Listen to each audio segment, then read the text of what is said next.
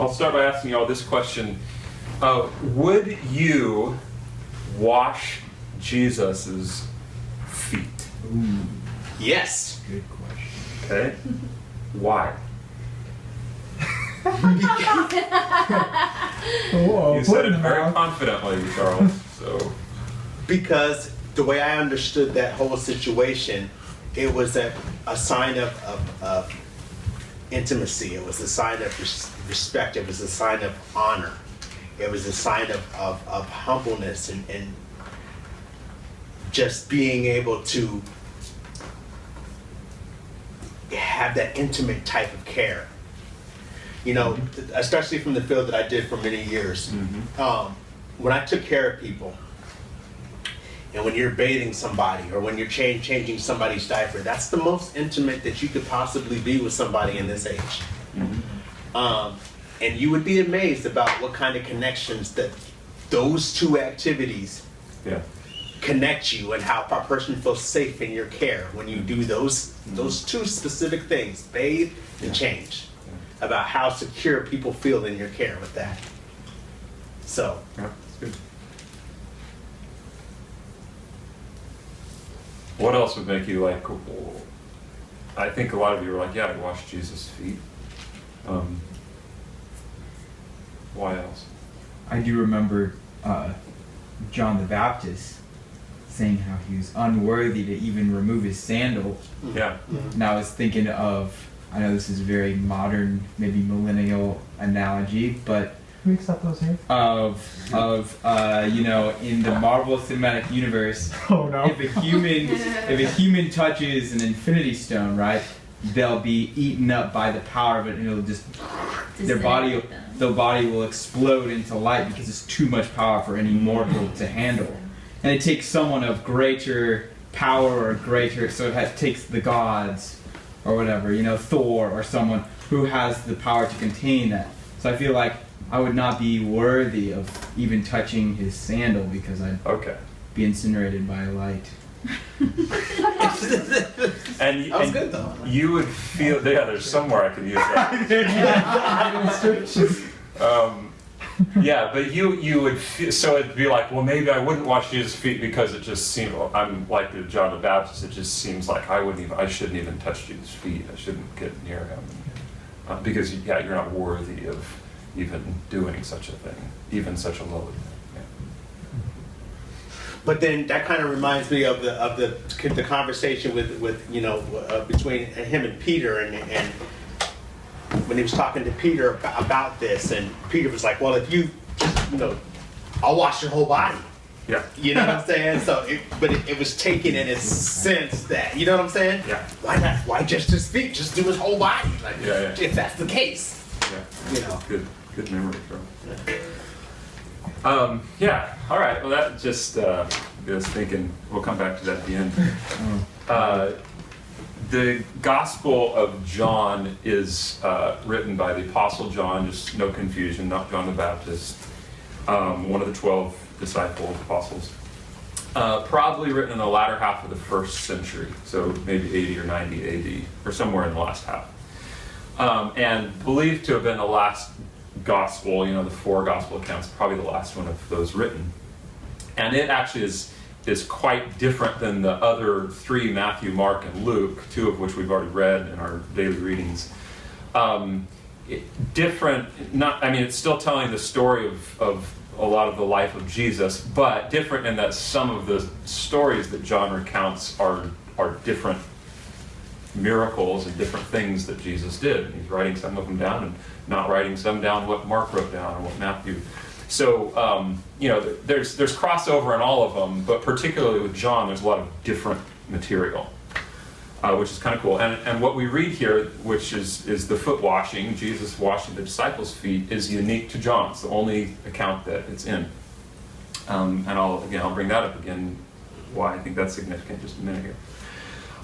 Chapter 13, I feel like this is kind of the same build-up the last few weeks have started with, but in chapter 13, as Jesus has entered into Jerusalem, called the triumphal entry. Come on in, y'all. You okay? Y'all, one person, you and me. Jesus is at this stage in his ministry where he has great potential to demonstrate power and greatness to the people around him. Okay? So Jesus was, throughout these last couple of years, Jesus was teaching in a way that people were amazed by. They never heard this kind of authority before. And how does he even know this stuff? Like, he's just this common dude. How does he know all of this? But people are just marveled with what he knows and the authority that he teaches with. He was making references to himself as the Son of Man, which is like a reference to what the prophet Daniel had prophesied about, like Jesus is this coming one. He's saying of himself, he makes reference to himself as the Son of God, making himself like equal with God. And not only is he saying things that would get people like, oh my gosh, this is a big deal, this guy's a big deal, he's saying big things, but he is demonstrating, especially through Galilee, all sorts of miracles. Did the dogs get let out of it? Thanks, babe. So sweet.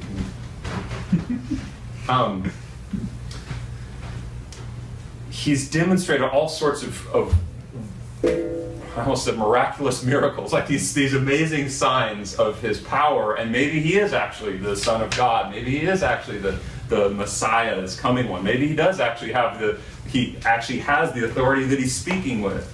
And he has power over nature, and all of these things people have heard. Certainly they've talked about. He's becoming, even people from outside of the land of Israel are hearing about this and coming in to see him.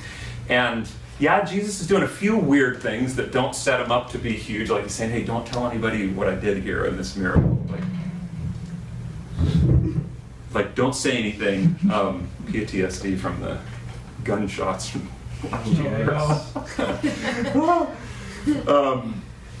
So yeah, Jesus said a few weird things like, hey, the first shall be last, the last shall be first. He's kind of saying, hey, keep this kind of quiet. He's associating with lowly people and sinners, and hey, come on in, you're right. But besides those kind of weird, quirky things about Jesus, that you can probably look past, like a lot of people were ready to receive Jesus as king. Like he looks like a good candidate to kind of take over.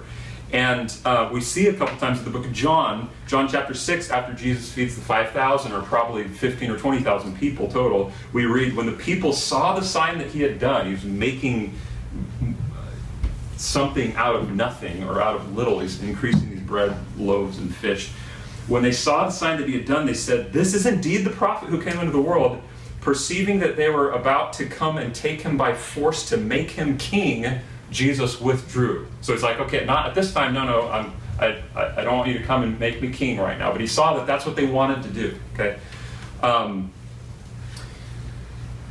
So there are many people in Galilee, probably some in Judea, who want this guy to be king. They're ready, like the pump is kind of primed. He seems like this good candidate. He's powerful. He's speaking with authority. Some people didn't want that, namely powerful people in Jerusalem. But again, we read in John 12, just before the passage we're going to look at today. John 12, I'll just read this, 12 through 19. Jesus is entering the city of Jerusalem. It's come time for the Passover and all the festivities. It says, the next day the large crowd that had come to the feast heard that Jesus was coming to Jerusalem. So they took branches of palm trees and went out to meet him, crying out, Hosanna! Hosanna is a cry out to somebody who can save you, save us, like deliver us from this mess that we're in and these Roman authorities. Just save us. Jesus, be our King, save us. It even says, and specifically in the book of John, blessed is he who comes in the name of the Lord, even the King of Israel. Like they're anticipating, Jesus, looks like the king here. This looks great.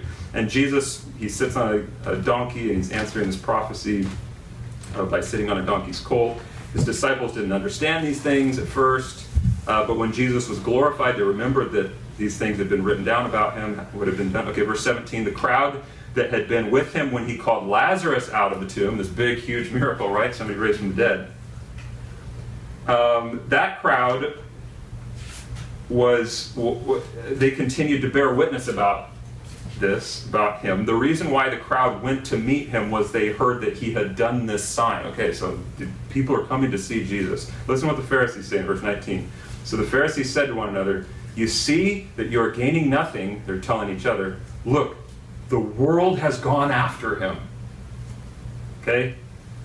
Like, we read the events of the Passion and we think, oh my goodness, you know, everybody seems to be against Jesus, and certainly in a way they are, because he doesn't turn out to be quite like they hoped.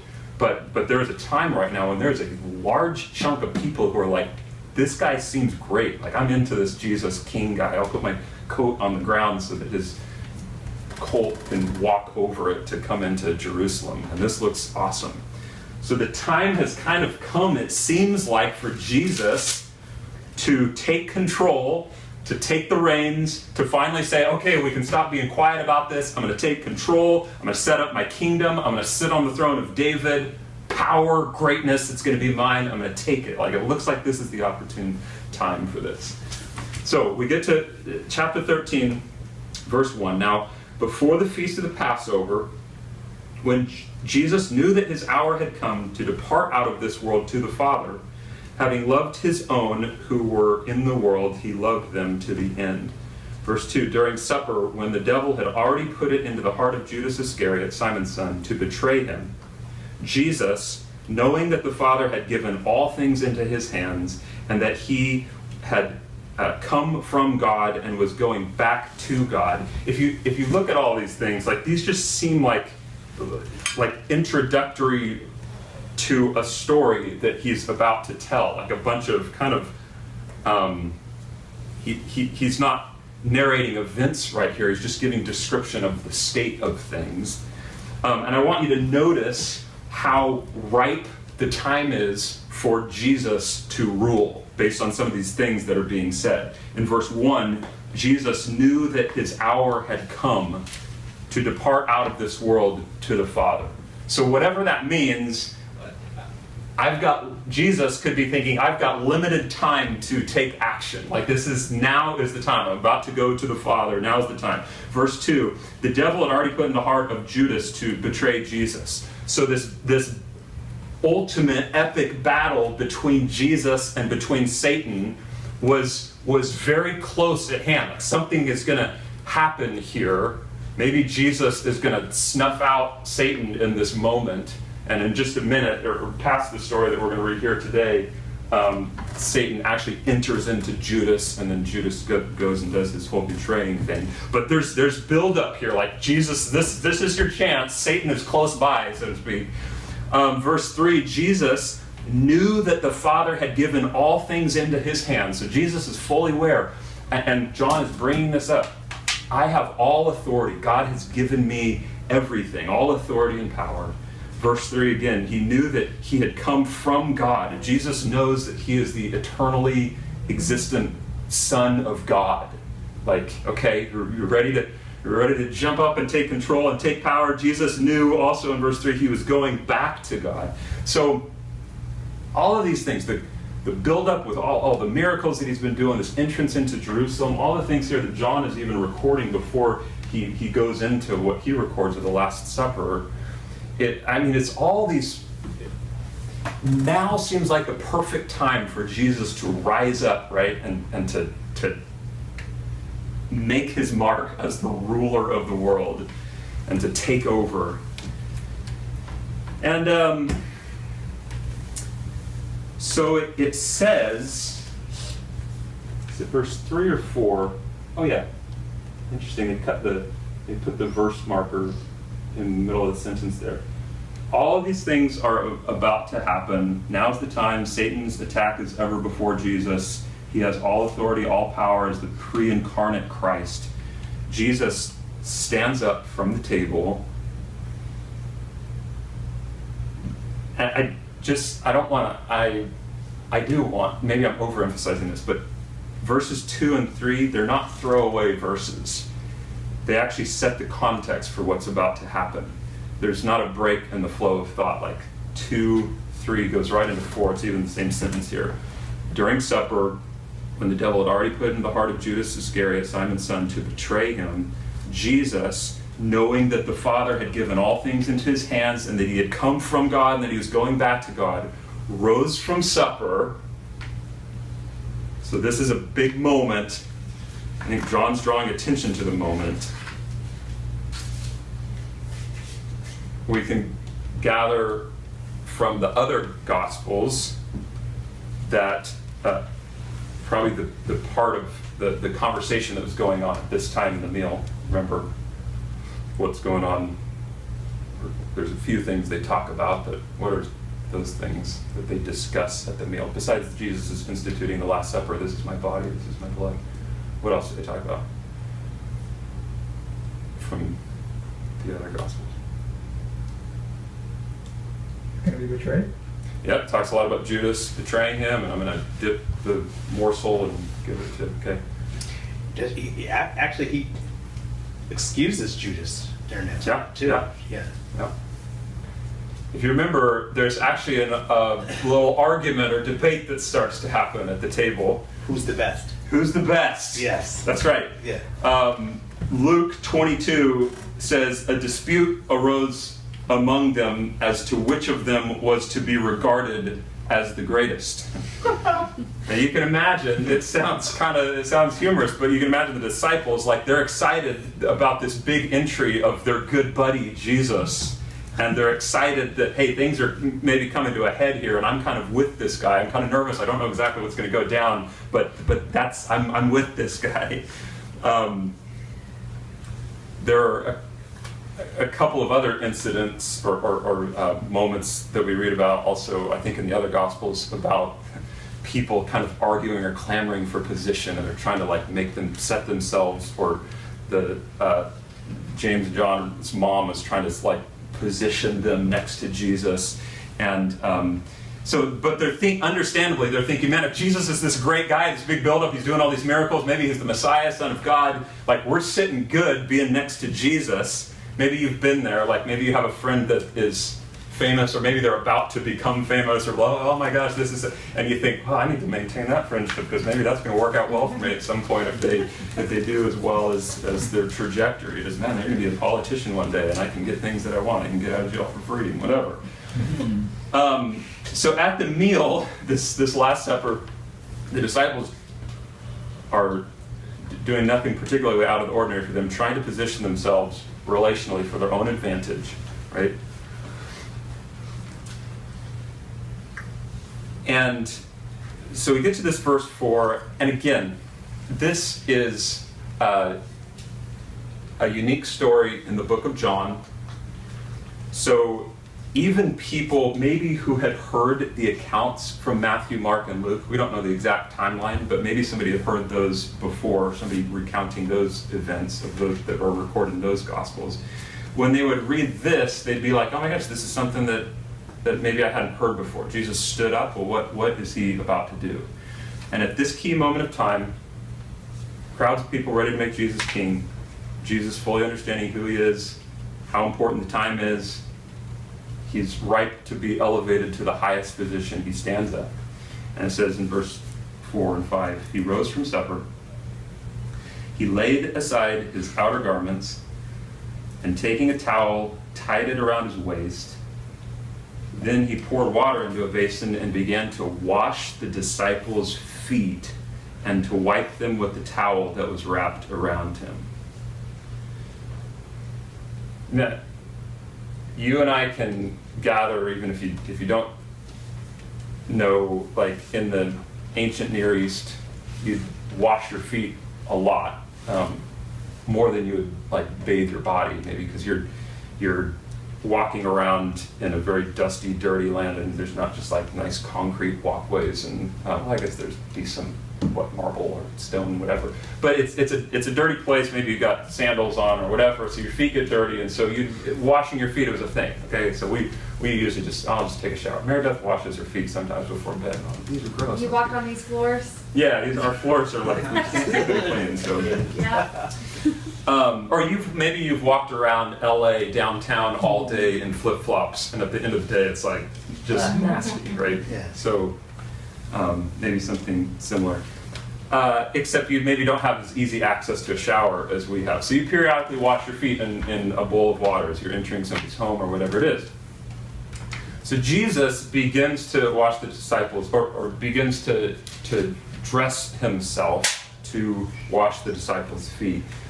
Now I have to imagine that what took place was, I imagine that there's a lot of silence, like, what is going on here? We'll see in a minute that Peter has some conversation, but this is like the most incongruous thing that could be happening right now, or in contradiction to what has just happened with the triumphal entry and this build-up in Jesus' life. And there's just so much disparity of, instead of Jesus dressing himself with a king's robe and crown or whatever, he's dressing himself like a slave. And instead of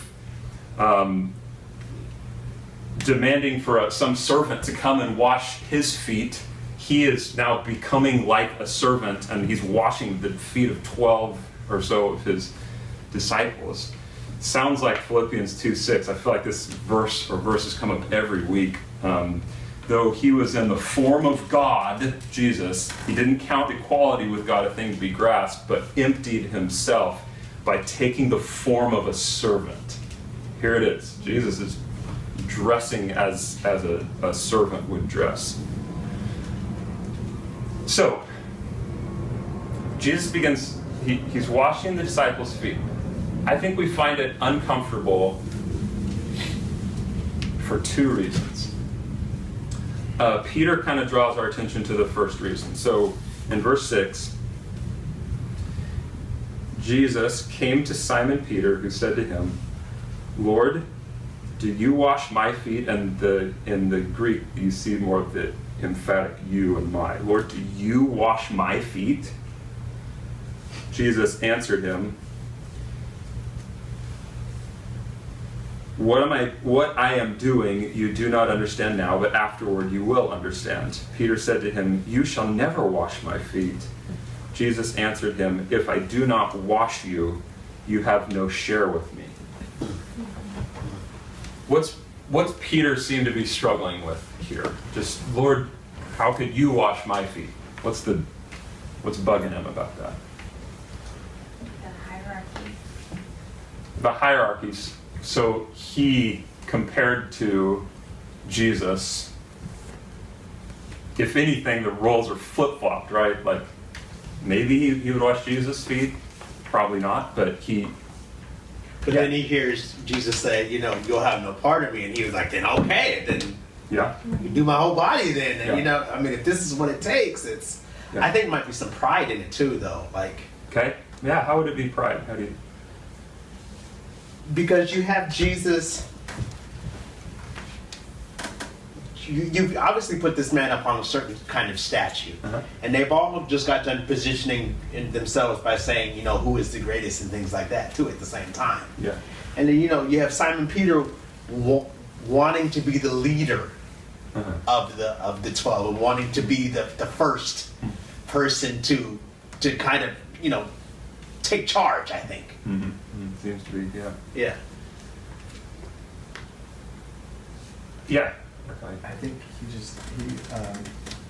he represents oftentimes our very first reaction in a lot of circumstances to Jesus. He just doesn't understand.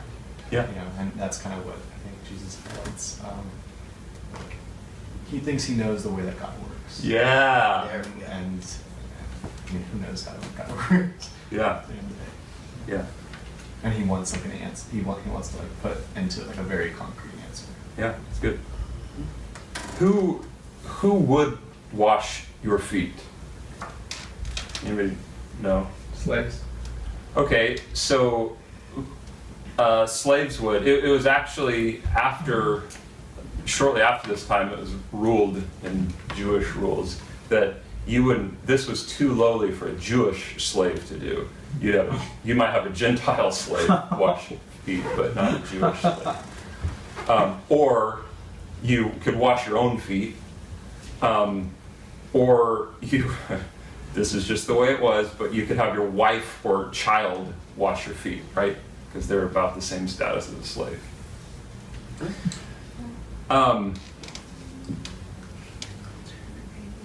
Like you brought up, Nick, John the Baptist says, I'm not even worthy to untie the strap of Jesus' sandal, because this was the touching of somebody's feet or preparing to wash their feet or whatever. This was the proverbial lowest possible task that had to be done.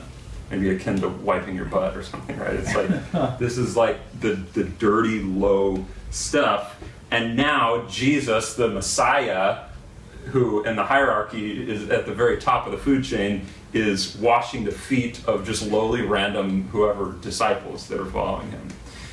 And so, yeah, Peter probably confused, saying this doesn't make sense. The way that you're wielding your power doesn't make sense. Lord, do you wash my feet? Like, this isn't adding up to Peter. But Jesus replies with, my paraphrase, this is the way that my kingdom operates.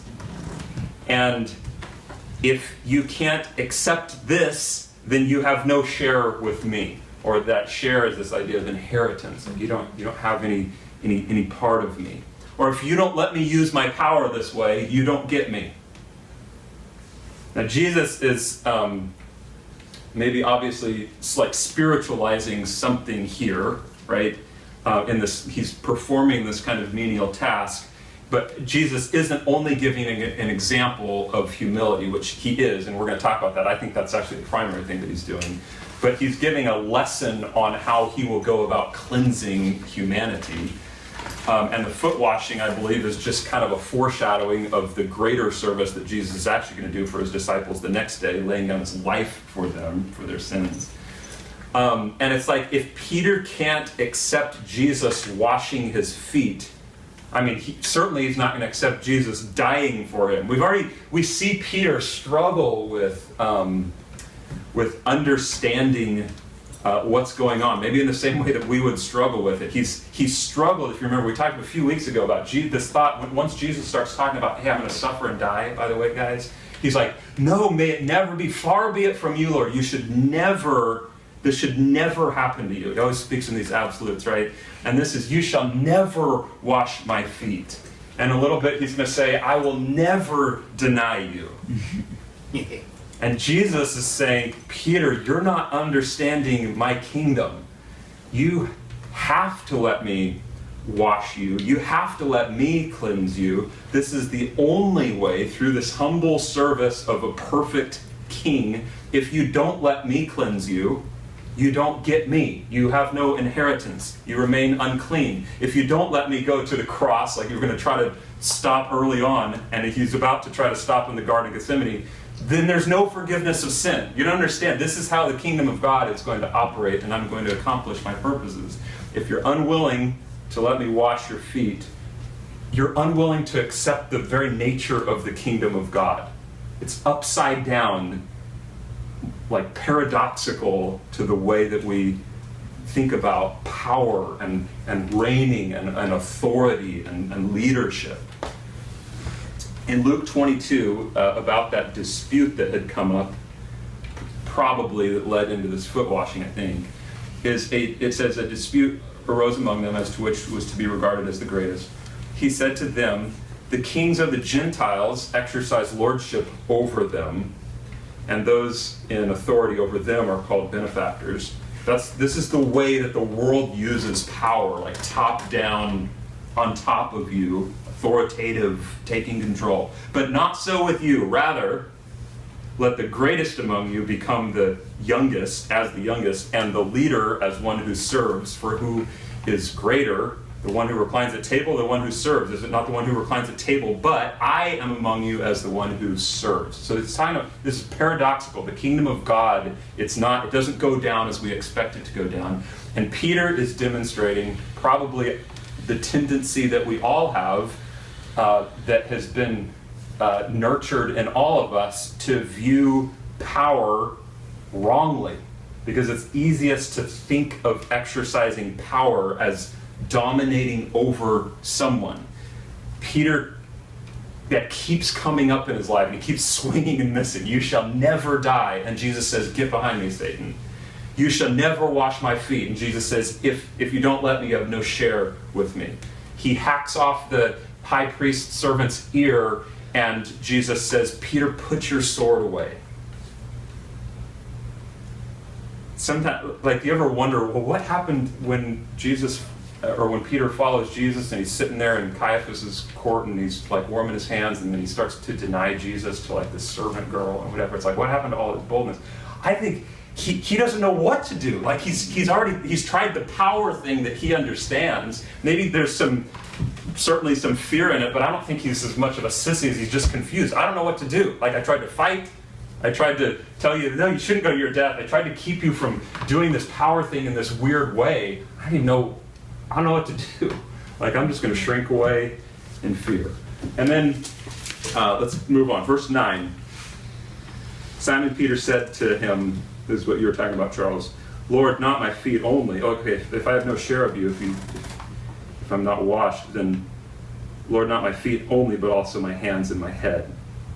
And Jesus said to him, the one who is bathed does not need to wash except his feet, but is completely clean. And you are clean, but not every one of you. For he knew who was to betray him. That was why he said, not all of you are clean. Now, verse 10 is hard, and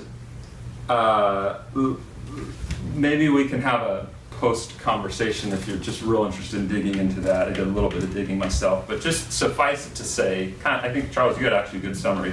Peter, or maybe it was Arkady, like, Peter's just wanting to do things his own way, and Jesus is offering correction to that. Okay?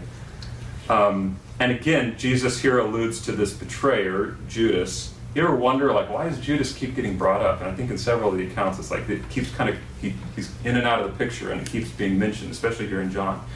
I wonder if it's not some kind of comparison between Judas and Jesus. Like, Judas is all about his own personal advancement at the expense of others, namely the Son of God. And Jesus is the opposite. He's serving others, the least of these, at his own expense. He's even serving Judas at this point, it seems. So, anyway, Judas, interesting character here, used in God's sovereignty to accomplish God's will.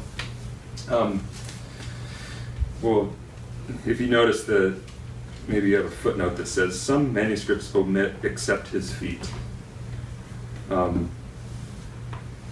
Let's just not. Well, ask me afterwards if you're real curious about what is going on in verse 10, and I'll give you my understanding. When he had washed their feet, verse 12, and put on his outer garments. By the way, I think there's an explanation to verse 10. I don't feel confident enough to give it to you, especially in a nutshell. So, and I could be very wrong on all that I'm teaching. Would you guys explore Scripture for yourself and make sure that what I'm saying seems right and good? Eric, you can keep logos open. Verse 12, when he had washed their feet and put on, I did take a long time to study, and whoever's teaching has prepared to study, so maybe we put more time in than you have, so maybe we have a little edge on the material more than you have, but maybe you've put more study than I have on a particular thing, so. Is there a footnote as far as You're going to bring it up, aren't you, Charles?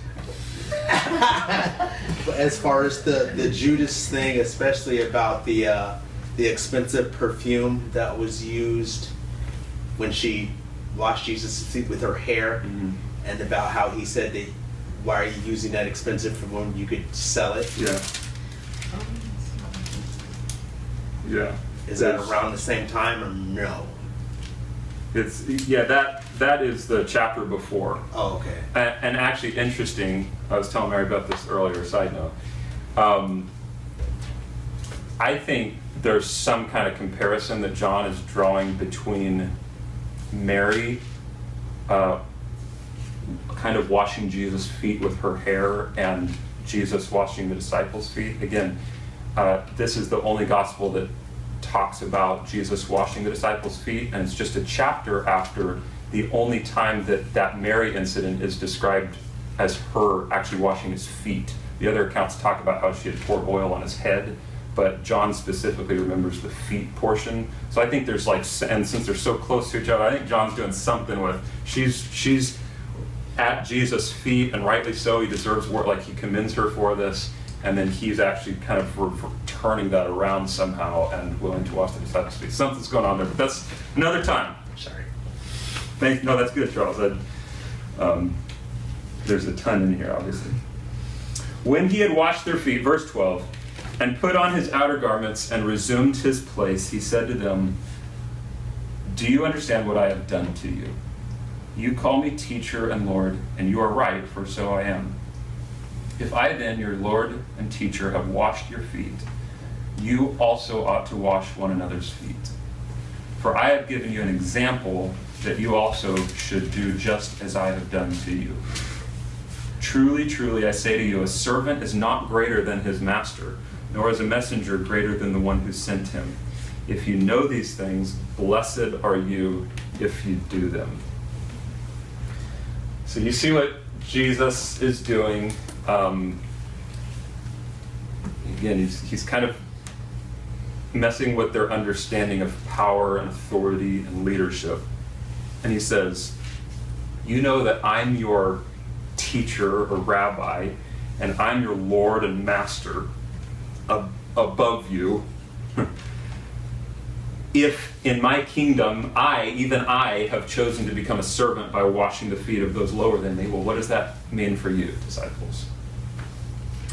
You remember I said Jesus washing the disciples' feet is uncomfortable for a couple of reasons, for two reasons. The first was, like Peter demonstrates, I don't think somebody above me should be serving me in this lowly way. That kind of conflicts with my understanding of power or authority. Here's the second. It conflicts with us in this way. I don't think that I should be serving somebody below me or even equal to me, right? Like, even before Jesus explains this, maybe you start to feel that, what are the implications in my own life? And it kind of conflicts with our sense of power. Well, I don't deserve to have to do that to somebody else. We are nice enough people, and there's non-Christians who are nice enough people who think, I like to help people out of a problem, and they call me and they need something, I'll say, sure, no problem, I can do that for you. Really, we're usually saying, well, it's not too inconvenient or bothersome that I can help you out in that way. I can do this task or chore from you. And maybe you'll return the favor in some day, so it's a little bit mutual. But Jesus drops, it's like how low can you go, drops to the extreme of foot washing, the lowest possible thing that you could do in the day. And you think about that, and then it's like, well, people ask me for a favor. Okay, yeah, but not when we're talking about the real nasty, time-consuming, gritty, personal stuff that makes me really go out of my way that I might never get anything in return for, right? Like, people can wash their own feet, do their own stuff. A servant, Jesus says, is not greater than his master. We do really well just to remember that phrase in a lot of things in life, right? We just think about, Jesus repeated that phrase quite a bit, it seems. The servant's not greater than his master. Is Jesus your master? Like, would we call him teacher and Lord? Okay, all these things that he did are not below you to do. Just as I have loved you, you also ought to love one another. Here's another thing, by the way, just I feel like I'm full of some random things tonight, but really, Jesus can't even ask us to go as low as himself. Like, we only have the opportunity to wash the feet of other creatures like us. He, who is the fullness of God, washing the feet of fallen humanity, you only think it's bad to have to wash somebody else's stinky feet, but you've got stinky feet yourself, right? It's kind of an even thing there. But Jesus, to as extreme level as you can get, going from God, again, becoming the form of servant, all of these things, we can't even stoop to that level. We couldn't get down far enough to do this. I want you guys just to picture this. Maybe you can close your eyes for a second, or maybe a minute. I want you to picture being there at this Last Supper, at this dinner, with a handful of other of Jesus' disciples. So just think about what that would be like. Charles let me know a couple weeks ago that they would not be seated at the table. They'd be kind of laying down, probably on their left arm, and maybe eating with the right hand. They'll be kind of leaning towards the inside or the table, and their feet would be towards the outside. So everybody's just leaning there, kind of. So you got your back turned to one person. Okay, you're eating a meal. You guys can picture this. And then this argument kind of comes up. Who's the greatest? Oh, maybe it's John, maybe it's Peter. Everybody might think it's themselves. And then Jesus stands up and takes off his nice shirt, and he's down to like his undershirt, and he takes a towel. Just picture this happening. He takes a towel and ties it around his waist. Looks like a servant now. And he begins to go around to each disciple now. He goes maybe first, I don't know, but to Peter, this guy who Jesus knows the next day will, or that night will deny him 3 times. He starts to wash Peter's feet. He goes to John, this kind of judgy, arrogant, loudmouth, son of thunder guy, and starts to wash his feet for a little bit. Goes to Thomas, the guy who weeks later is going to doubt that Jesus could raise from the dead. Goes to Matthew, this tax collector that most people would view as kind of a scoundrel. So he's going around to all these different guys washing their feet. Just picture this. They're like fishermen, ragtag, tax collectors, not people of high status, not these, like they're rough around the edges. And people who in just a matter of hours are going to not even be able to stay awake to pray for Jesus in his most sorrowful state that he gets to, and who every one of them is going to desert him and flee. He's washing their feet. He goes to Judas. It seems he was here at this time, the guy who in a couple hours is going to be filled with Satan and betray Jesus to death. And then I just want you to picture, if you're there, picture Jesus coming to you, taking off your sandals, and he begins to wash your feet. I just want you to think what that would feel like, and think about what that would look like and feel like, and just consider these hands of Jesus that healed lepers and diseases and touched blind eyes and made them see. These hands that maybe were raised up and could calm the power of a storm in an instant and created the sun and moon and galaxies and stars. These hands of this beloved teacher, your master, the hands of God cleaning and touching your nasty feet. And I really just want you to imagine, like, what would that feel like? Like, physically, just what that would feel like, emotionally, what that would feel like. I wonder, would you be embarrassed? I got a massage last year and went into the massage with dirty feet, and actually had a wart on my big toe, and my nails weren't manicured real well. And I felt embarrassed to have this person who I was paying $50 an hour like touch my feet. I'm like, I just skip that part, I don't want you to see that. It's kind of gross. But just picture like Jesus doing that. I think Jesus with me would say, dude, this is nothing. Like, this is foreshadowing a much greater way that I'm about to lower myself to serve you. You think I'm grossed out touching this wart on your foot? I'm about to take the entirety of your sin on my body and on a cross to die. So maybe like you'd have that kind of embarrassment.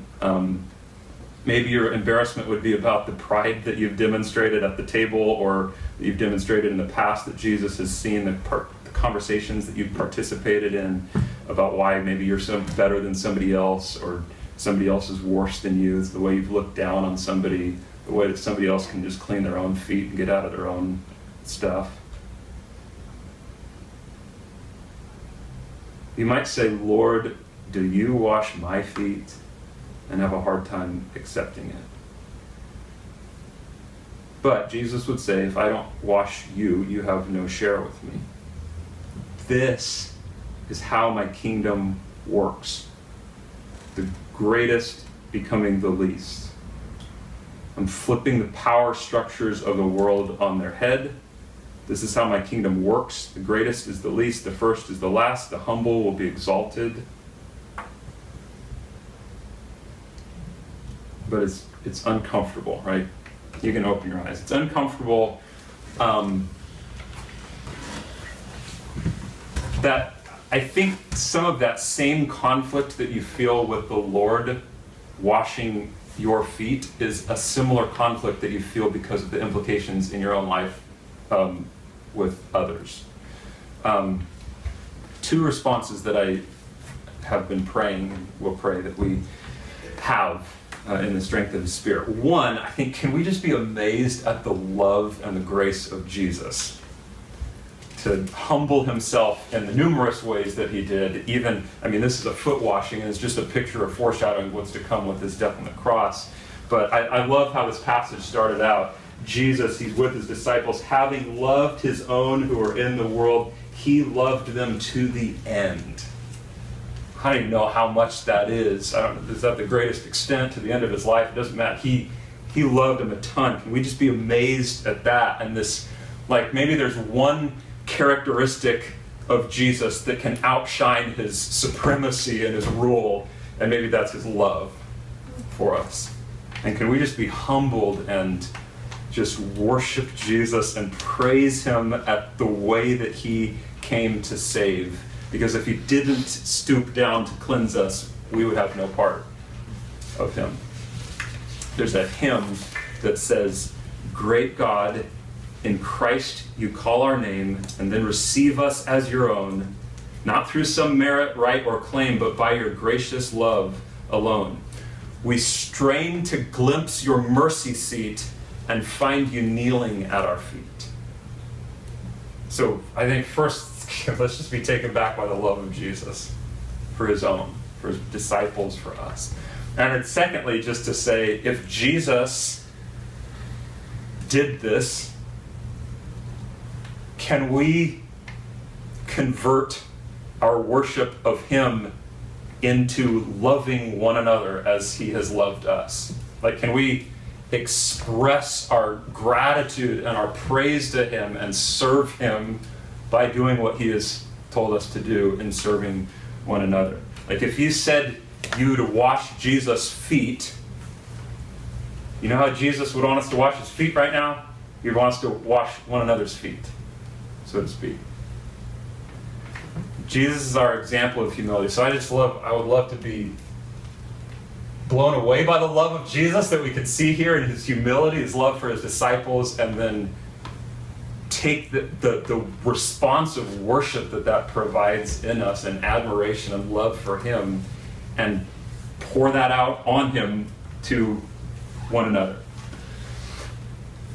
Jesus is our example of humility. I think that none of us would argue with we know already that Jesus is an example of humility to us. Yeah, I know I should be willing to wash somebody else's feet, whatever that means. But the challenge comes in verse 17, the last verse there. Jesus says, if you know these things, like, don't just know it, blessed, happy are you if you do them. You're not just blessed by knowing, oh, if we serve one another, that's going to be really great. No, do it, and then you'll be blessed. Like, Jesus isn't just talking in theory. He, several times before, earlier in the story, He kind of talks theoretically to His disciples. They're saying, who's going to be the greatest? Can I sit at your right hand? All these different things. Jesus is like, well, you see the least is the greatest. And here, no, He actually does it. He shows them physically. So don't just hear me, don't just know what I'm telling you, do this very thing that I'm doing to one another. And happy are you if you do them. I was talking to Mary Beth last night, like, think of the people in our church, or think of believers that you know, who serve people the most. Okay? Like, just, you don't have to name them, But Mary Beth and I came up with a few names like, man, these are real servants in our church. And then if you think to yourself, who in our church are some of the happiest people? It's the same people, right? I mean, I don't know who comes to your mind in those instances, but we had a lot of crossover in those two things. Happy are the people who are serving other people, it seems. Like it actually works out. A couple of questions. We don't practice as a church literal foot washing. We're not going to tonight. Sorry. But just to kind of round this out to make sense in our world, what could we say? Could we come up with some ideas of what would be a modern idea of foot washing? Like, what's our version of that? What's the lowly kind of menial thing that you could do for somebody else, but it's not really expected that you would ever do for somebody else? Something that you might even feel awkward asking somebody to do for you, just because it's like it's the lowly thing, it's the menial. Well, everybody can kind of take care of themselves in that. What are some examples? Since we don't wash feet like that, Feeding somebody. What's that? Feeding somebody. Okay, yeah, feeding somebody. Some of the tasks that you said, good. Like for somebody who's unable to do these things, even feed themselves, clean and bathe themselves, change themselves. Yeah. Wash their dishes. Yes, everybody has to wash dishes. Mm-hmm. And especially if you have multiple roommates, to wash your roommate's dishes. He can take care of his own. That's dishes. right. So yeah. Any house chores. Like or you get mad at him because he's not washing his dishes. Ooh. All these dishes. Yeah. Instead of maybe just doing it for him. Yeah. I think of like taking out the trash. That's true. It's like kind of you got to do it. Somebody's got to do it. Clean the bathroom. Me and my roommate, I clean it at the beginning of the week. He cleans it at the end. We clean it for each other. Nice. That's cool. I think about giving each other massages or something, like if you're in pain, like to ask somebody, like, oh, I have a crick in my neck or something, Yeah. to have to. It's a little personal. It's very personal. It's kind of awkward. Maybe Like, inappropriate. But yeah, but it's helpful. So I think that would be one of those things. Yeah. It's like a little uncomfortable, but it's like, oh, this is good. Or clean. I think about somebody asking someone to come in and clean my house. Yes. And then I feel, I don't know, like that's my mess and my Yeah. I don't mind this area because a lot of times I'm like, this is our mess. But like my bathroom, for example, or something, maybe that is like, Charles, it's a little bit more, okay, that would be. Yeah. Maybe also help the moms, the little ones, the when they have little kids, Yeah. and then babysit them sometimes so they can just have some free time Yeah. and not worry about chasing the little Yeah. ones. I think it's like. Yeah, I think people's kids are their own problems, You did that. Yeah, no, that's good. Yeah. When one of your friends in LA wants to move.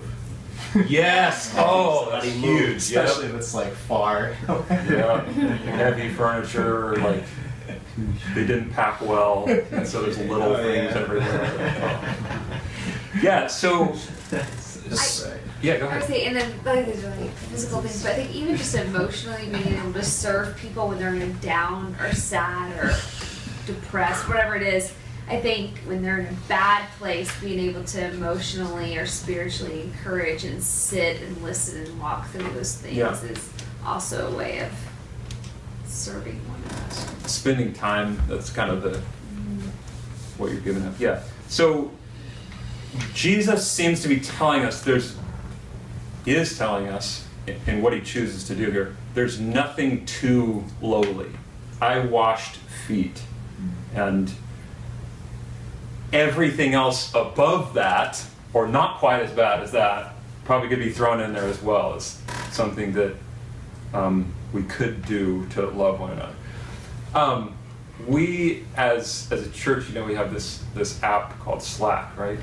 There's a channel on there called Help Needed, right?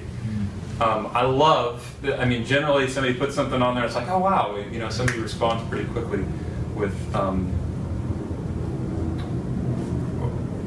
yeah, I can help out with that. Like that, I would love to see, just as an example of what we learned from the passage tonight, I would love to see that thing blow up. And like, Slack, we have the free version. It's like, it's a limited amount of data that can be on there. And once we pass 5 gigs or something, then they start taking away older posts and whatever. Like we're at 1 gig or something. And like, what if we were blowing that up so much? Yes, I can help you with that. Oh, I'd love to do that for you. Yeah, sure, I can do that. That we like blow out the Slack servers and we have to start paying for it. Let's not do that. But no, and it might, like these things, it seems, I need a ride. I see this a lot. I need a ride to the airport, from the airport, right? That comes up on Slack. It seems like they seem trite compared to Jesus washing his feet or certainly dying for somebody. But again, everything above that would certainly be included. Like if Jesus can stoop to wash the disciples' feet, the lowest thing, then anything above that counts too. And sometimes I would add on to that as well. Sometimes people don't really know what they need, or they're not going to ask for it. The disciples weren't asking for Jesus to wash their feet.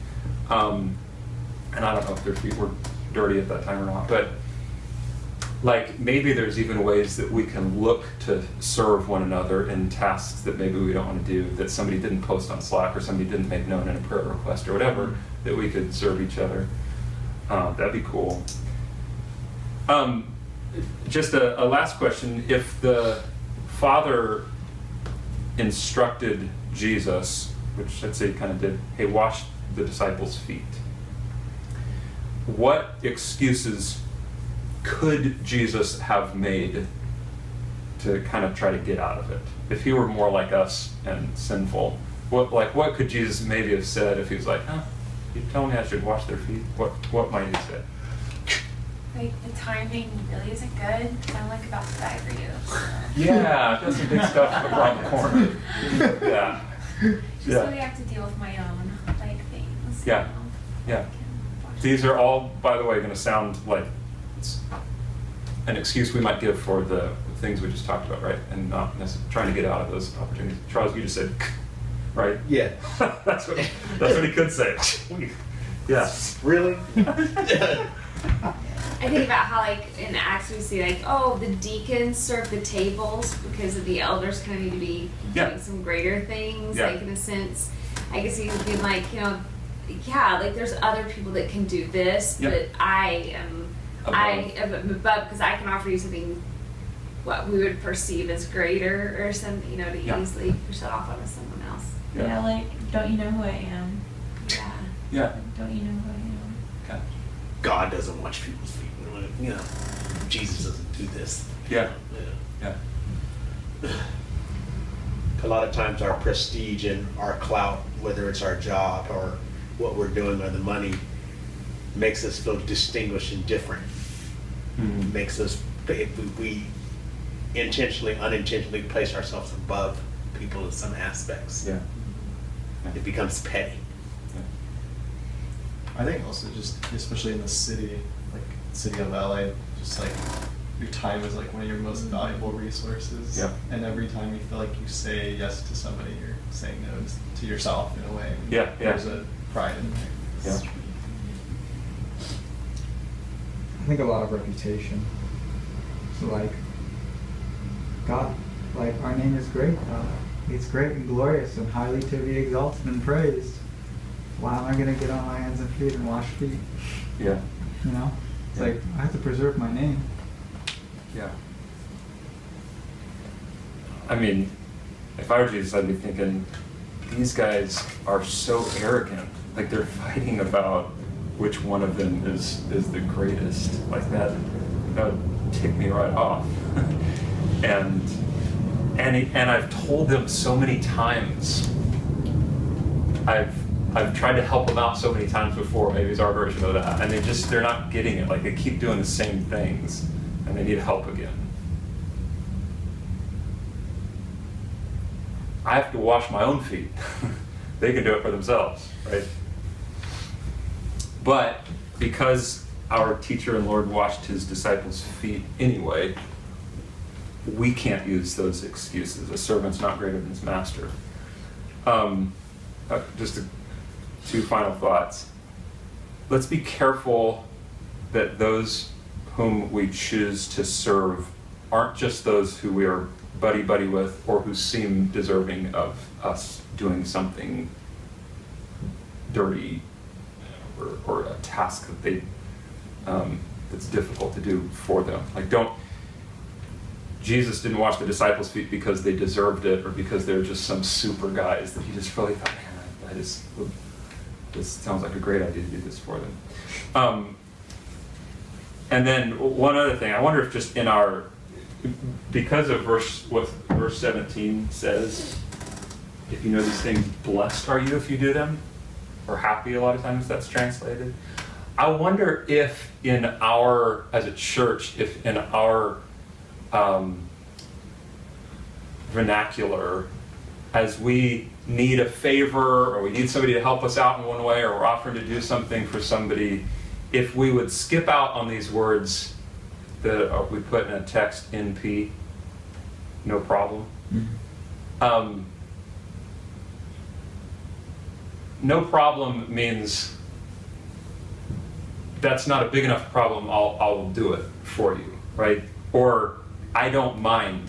If I did mind, or if it was a problem, then I wouldn't do it, right? That's kind of or I can do that I can take you to the airport, okay, I can do that. Like, what if instead we start saying, and all over Slack we see responses that say, I'm happy to do that for you.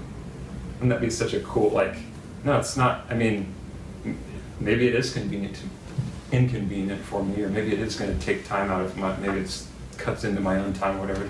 But no, I mean, Jesus says this is actually, if we practice these things, that we're blessed from it. So yeah, you need a ride to the airport. Yeah, you need me to help with your kids. Yeah, you need me to clean your house for you. Yeah, I'd be happy to do that. Wouldn't that be awesome?